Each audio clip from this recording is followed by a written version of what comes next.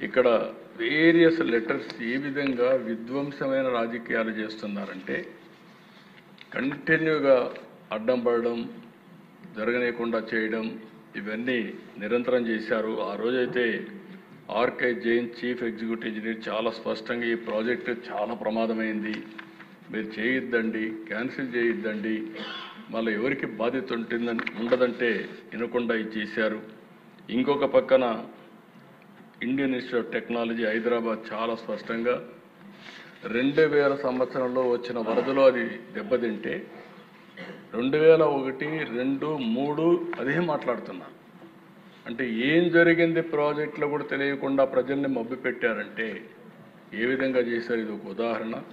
కేంద్రం ఒక స్టేజ్లో రియలైజ్ అయ్యి అప్పుడు ఇంటర్నేషనల్ ఎక్స్పర్ట్స్ని పెట్టి మొత్తం స్టడీ చేపిస్తే అప్పుడు ఇదంతా కూడా మళ్ళీ డయాఫార్మల్ కట్టాలి అవన్నీ చెప్పే పరిస్థితికి వచ్చారు.